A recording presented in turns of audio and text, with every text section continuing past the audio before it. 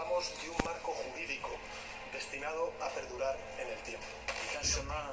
Este camino franco-español es un camino de amistad, de elección afectiva, al servicio de una historia que es mucho más amplia que nosotros.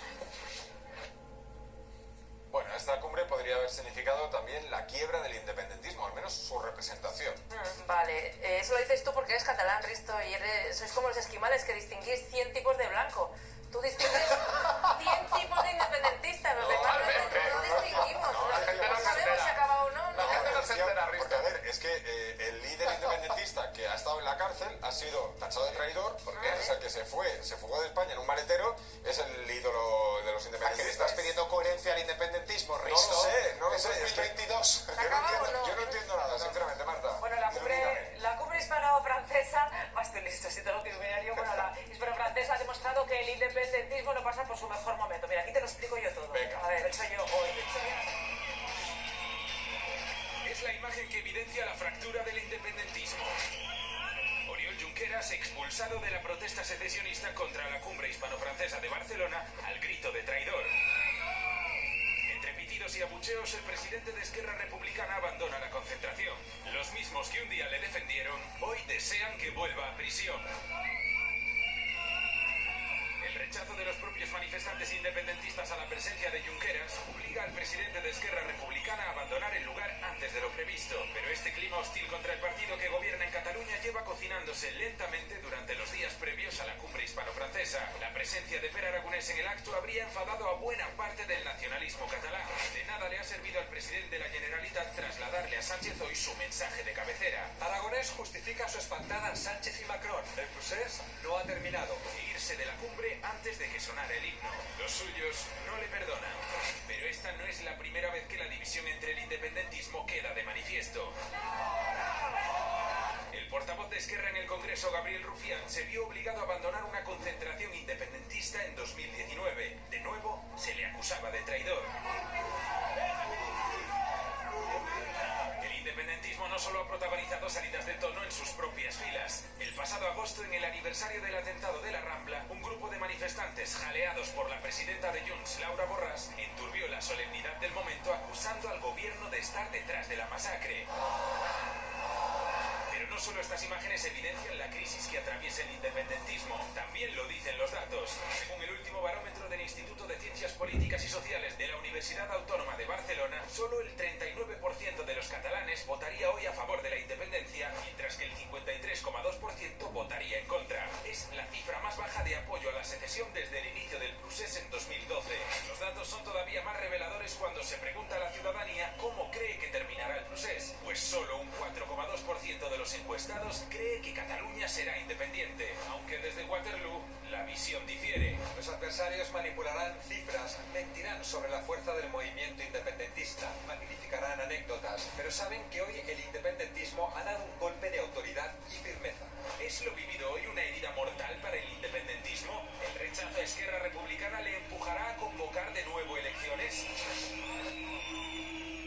Emisión y replicando, esto es lo que habréis oído en todos los informativos y esto es lo que en teoría se le está achacando a Esquerra por haber estado en esa cumbre hispano-francesa y además en la manifestación en contra de ella. Vamos a preguntarle a Enric Julián, el periodista de La Vanguardia. Buenas tardes. Hola, muy buenas tardes. A ver, ¿por qué se ha convertido Junqueras en el centro de los abucheos de los manifestantes? Bueno, porque esta manifestación fue convocada inicialmente por Carles Puigdemont desde Bruselas y con el apoyo de diversas entidades independentistas catalanas y Esquerra consideró que la debía secundar.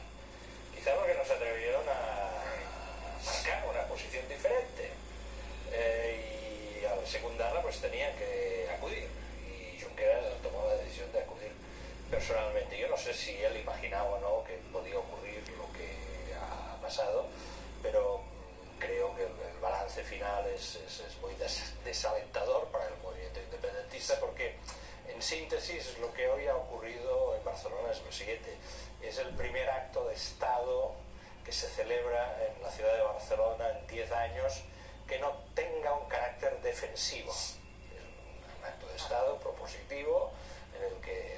y Francia establecen una relación todavía más estrecha, una relación de amistad más estrecha. Esto es importante y esto, en lugar de hacerse en Madrid o de hacerse en otra ciudad española, el gobierno español decidió que se celebrase en Barcelona. Un acto de estas características o de este perfil, de esta dimensión, no se celebraba en esta ciudad, en Cataluña, al menos desde hace 10 años. La primera reacción del sector Puigdemont fue: esto no puede ser, esto es una provocación, hay que hacer una gran movilización para dejar claro que el procés sigue vivo y que el independentismo tiene capacidad de realizar todavía grandes manifestaciones y que Europa tome nota de ello. Este era el mensaje, que Europa tome nota de ello. Pues bien, lo que hoy ha ocurrido es que el acto de Estado se ha celebrado, yo diría que ha discurrido bien, entre bien y muy bien. Dos, que la manifestación, la concentración ha sido floja en la escala procesista, yo diría, de 2 grados sobre 10. Es decir, 6.400, 6.500 personas según la Guardia Urbana. Podemos conceder unas cuantas más, podemos que llegaban a 10.000, pero en la escala del procés esto es poco. Es poco, sobre todo cuando has creado la expectativa de mucho. Claro. Pero no solo era poco, sino que además acaba mal, acaba con abucheos a una parte del movimiento independentista personificado por Junqueras, efectivamente, el principal líder independentista que ha estado en la cárcel. Europa nos escuchará, decía Puigdemont. ¿Qué ha escuchado hoy Europa? ¿Qué ha visto Europa? Los periodistas europeos que estaban hoy en Barcelona. Pues que se celebran actos de Estado en Barcelona y que el movimiento independentista hoy muestra poco músculo en la calle, hoy, mañana no lo sé, hoy sí, y que además está dividido y que incluso se llega al insulto a algunos de sus dirigentes más significativos. A partir de ahí que cada uno saque las conclusiones, pero esto en síntesis es lo que ha ocurrido hoy en Barcelona. ¿Y cuáles son las conclusiones de Enric Juliana? Mis conclusiones es que el proceso, efectivamente, como se ha dicho en estas últimas semanas, está acabado. Lo cual no quiere decir que el movimiento independentista, que la pulsión, que el sentimiento, sobre todo el sentimiento en favor de la independencia, esté muerto. No, no está muerto. No está muerto. Estas cifras que dabais ahora hace unos minutos de ese estudio de la Universidad Autónoma me parecen relevantes. Sí, un 39% en estos momentos de la sociedad catalana sigue apoyando la independencia, no me parece un porcentaje menor, aunque sea el más bajo de los últimos años. Que sea el más bajo de los últimos años es muy significativo. Que sea el 39%, pues también lo es. Quiere decir que ese sentimiento, que esa pulsión, que esa ideación sigue viva y que por lo tanto puede seguir decreciendo o puede volver a aumentar. ¿Y eso de qué depende? Pues depende de las políticas que se sigan haciendo en este país en los próximos años. Creo que el acto de hoy es importante porque se ha querido situar en Barcelona un acto de Estado, es decir, el Estado no está ausente de Barcelona. Sánchez, yo creo que ha tenido la habilidad en la rueda de prensa, en la conferencia de prensa, de decir que la celebración de este acto en Barcelona era un homenaje, no una imposición, un homenaje a la ciudad de Barcelona. Yo creo que cuando la política en España habla este lenguaje, es fácil que se lleguen a acuerdos y es fácil destensar. Cuando se adopta el lenguaje de la agresividad es cuando las cosas, en vez de solucionarse, se complican. Me parece que, muy en síntesis, al menos esta es mi conclusión. Cuando se habla un lenguaje inteligente, cuando se intenta integrar, se consigue destensar. Cuando se adopta el lenguaje de la agresividad y de la imposición, lo único que se consigue es tensar. Bien, Enric, un momentito porque tenemos en plato a Margallo y me gustaría preguntarle también por esto que decías justamente. Ese 39% de los catalanes que hoy votaría a favor de la independencia, que no es un porcentaje menor, como dice Enric, claro, Enric dice, todo va en función de las políticas que se realicen a partir de ahora. ¿Crees que una consulta, aunque fuera no vinculante, que es el próximo objetivo, pues incluso verbalizado por Aragonés, haría que ese porcentaje pudiese crecer? Bueno, una cosa es la respuesta directa, ¿está usted por la independencia o no? Y otra es el apoyo que tienen los partidos independentistas. Y es evidente que ese apoyo es muy superior al 39%. Es verdad que por ahora esto se ha calmado. Es decir, Esquerra está consiguiendo todos sus objetivos. Es decir, lo que se trataba era de la despenalización del proceso, que esto saliese gratis, ya se ha conseguido, y una amnistía que también se ha conseguido en parte. Y Oriol lo ha dicho siempre, paciencia, mañana independencia. Yo creo que la pregunta concreta tuya, mira, Pablo Iglesias en un libro que se llama Por una nueva transición dice que en política no hay referéndum no vinculantes. Yo creo que lo que ellos aspiran es a una especie de referéndum consultivo para no rozar claramente con la Constitución, pero sabiendo que la respuesta a ese referéndum tendría unas consecuencias políticas imparables. Y mi temor es que el independentismo llegue a esto. ¿Cómo resumió Oriol Junqueras la política de este gobierno cuando se dulcificó rebelión, sedición, desórdenes públicos? Es el único Estado en el mundo que yo conozca que no tiene capacidad de reacción penal contra una declaración de independencia unilateral, que no le gusta a nadie. Estamos viendo lo que pasa en Crimea, en Lugansk, en Donetsk, etc. Y los independentistas saben que prometieron algo que no era verdad, que es un poco lo que les pasó a los ingleses. Y dijeron, nosotros nos separamos, nos van a recibir con los brazos abiertos y aquí van a caer longanizas de los árboles. Pues mire usted, no es verdad. Uno no es Estado porque diga que es Estado, sino porque los demás te reconozcan que eres Estado. Y de los 193 estados que están en Naciones Unidas, ninguno ha reconocido el proceso. Si no eres Estado, no puedes entrar en la Unión Europea. El artículo 49 dice los estados que, y eso es como decía el sacristán, las campanas no suenan por 13 razones. La primera, porque no hay campanas, sobran las otras 12. Si usted no es Estado, no entra en la Unión Europea, ¿cómo iba a vivir Cataluña fuera de la Unión Europea con aranceles, con una deuda de 82.000 millones de euros sin acceso al Banco Central? Sabían que eso no es posible. Y yo creo que van a redefinir el mensaje. Yo creo que después de ese referéndum consultivo, que puede ser ratificando un estatuto o solo, aspirarían a una especie de Estado libre asociado en Puerto Rico. Es decir, la bandera estaría, porque necesitan el enganche de España para estar en la Unión Europea, pero el Estado no existiría. Hay zonas de Cataluña, tú lo sabes, en que en Cataluña el Estado simplemente no existe. Y esto es a lo que vamos. Entonces, decir que estamos mejor que antes, yo creo que estamos peor. Hay menos crispación. ¿Por qué? Porque están consiguiendo pacíficamente todo lo que quieren. ¿Qué le ha pasado a Oriol? Lo que le está pasando a la gente de Bildu, que las juventudes ahora le tachan de españolazos, de pactistas, de ceder, de entenderse, de dialogar, etc. O se desactiva esto y dice, mire usted, esto no es posible. Y vamos a armonizar el hecho catalán, la voluntad de ser, con la realidad hispánica de Cataluña, que es indudable, fue el debate de Campo Rovira y Virginia, y vamos a arreglar esto, o esto seguirá, y mientras vayan ganando, bueno, pues si te estás ganando en el juego, ¿por qué te vas a levantar de la mesa? Yo solo por alusiones, yo no sé dónde está el Estado y dónde no. Yo cuando llego a un sitio no pregunto, ¿aquí está el Estado? O sea, no. Aunque haya estado en Cataluña...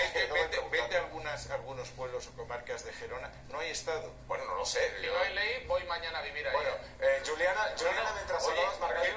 ¿Qué pasa con las sentencias del catalán, del español, del 25%? Que no se cumplen. Te estaba escuchando Juliana y iba negando con la cabeza. Enrique, yo reconozco muy bien a Enrique, les leo siempre. Sí, no, lo siento discrepar con el señor Margallo. En primer lugar, no ha habido castigo, no es verdad. Ha habido una serie de personas que han pasado más de 3 años en la cárcel. Hay centenares de personas todavía procesadas, pendientes de juicio. Bajo ningún concepto se puede decir que lo que ocurrió en octubre ha quedado sin castigo. No es verdad, no es verdad. Se han producido unos indultos y puede ser que se produzca una rebaja de penas, pero no se puede decir, no se puede afirmar, porque se falta la verdad, decir que no ha habido castigo. Segundo, no nos podemos hacer trampas con el lenguaje, señor Margallo. Usted ha leído mucho, yo he leído algo. La palabra amnistía usted la ha colocado aquí de manera encubierta, falsificada. No ha habido ninguna amnistía. No coloque el concepto amnistía porque es colocar algo que no es verdad. No es verdad. simplemente, lisa y llanamente, esta es verdad. No ha habido amnistía sobre... No ha habido amnistía, no falsee la realidad. Sea honesto, no falsee la realidad. Mire, yo soy siempre honesto. En tercer lugar, no puede usted afirmar... El resultado es el mismo, que están en la calle y no hay castigo. No puede usted afirmar de que no hay Estado en Cataluña cuando hoy, día 19 de enero de 2023, se acaba de celebrar un acto de Estado en Cataluña como no se había celebrado en los últimos 10 años. Hombre, dígalo usted mañana, pero no hoy, porque es enfrentarse de bruces con la realidad. Y eso es lo que no podemos hacer. Ni los periodistas no lo podemos hacer, ni los políticos con experiencia como usted. Usted eso tampoco lo puede hacer, enfrentarse de bruces con la realidad. Hoy ha habido un acto de Estado en Cataluña y usted tiene la obligación de reconocerlo. Que ha habido un acto de Estado en Cataluña es evidente, que hay una desobediencia generalizada en algunas leyes también lo es, sigue sin aplicarse el 25% del castellano cuando hay sentencias que lo dicen, y hay comarcas en que la existencia del Estado no está. Es verdad que amnistía no puede haber porque está prohibida por la Constitución, pero el resultado, que es poner en la calle a los que han cometido esos actos, se consigue a través de los indultos y a través de la despenalización. Y ha pasado. Yo ayer me crucé con Puigdemont, con Ponsatí en el Parlamento Europeo. Es decir, que se ha diluido la responsabilidad penal y que a partir de ahora no hay reproche penal ninguno al que plantee un atentado a la Constitución, siempre que no haya violencia, que es la característica del desorden público. Es decir, lo que se hizo el 9 de noviembre del 2014 y el 1 de octubre, plantear un golpe de Estado, es decir, un atentado a la Constitución desde los despachos, utilizando dinero público, no sería ya delito penal. Eso es rigurosamente así, pero en fin, lo discutiremos esto con mucho más despacio, pero estará usted de acuerdo que ya el desorden público incluye violencia. Vamos a hacerlo desde el despacho, utilizando dinero público, no es delito, sí o no. Vamos a escuchar la respuesta de Enrique Julián. Que ha habido un acto en Barcelona. No, solo decirle que la Fiscalía acaba de hacer un escrito en el que prácticamente le pide 17 años de cárcel al señor Puigdemont. O sea, por lo tanto, si la Fiscalía le pide 17 años de cárcel... Hablaremos de esto y ya veremos cómo termina igual. No creo que podamos afirmar, insisto, o sea, se pueden matizar mucho las cosas. Podríamos estar discutiendo. Yo creo que hay que discutir mucho todavía sobre esto, pero lo hemos de hacer sobre bases ciertas. Enrique, me gustaría decir que ha habido amnistía y no se puede decir que se ha despenalizado cuando se piden 17 años. Y hoy todavía menos porque hoy el Estado ha estado presente en Barcelona. Enrique Juliana, ¿cuál ha sido el papel de Aragonés en esa cumbre? Bueno, Aragonés ha estado por la mañana y se ha ido antes de que sonasen los himnos. Yo creo que ha sido un papel pues un poco no muy sólido en mi opinión. Por una razón, porque el papel de Aragonés estaba en dialéctica con la manifestación. Si la manifestación era fuerte y era unitaria, que teóricamente era su propósito, la presencia de Aragonés en el acto, en términos, digamos, estoy y no estoy, cobraba un cierto sentido, porque estoy aquí representando a los que están allí, pero si lo que es la manifestación flojea y se convierte en una querella interna o exhibe estos aspectos de querella interna, el que está en el acto queda debilitado. A mí no me ha parecido, ha sido una presencia. Es verdad, y se ha significado hoy esto en la conferencia de prensa, que en algunas cumbres celebradas, por ejemplo la que tuvo lugar en La Coruña en octubre 22, España-Alemania, el presidente de la Junta de Galicia no acudió, dijo que tenía problemas de agenda. Al menos Aragonés en esta ocasión no ha tenido problemas de agenda, ha estado un periodo corto de tiempo y se ha regresado a su despacho. En algunos medios ya se habla de esa conversación que estamos viendo con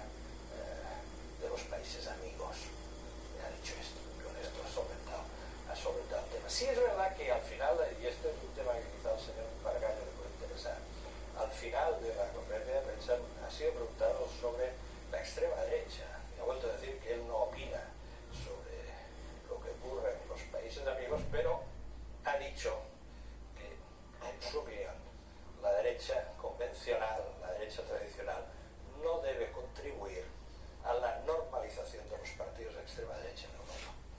Esto se ha dicho hoy en Barcelona. Bien, pues Enric Juliana, un placer, un gusto como siempre.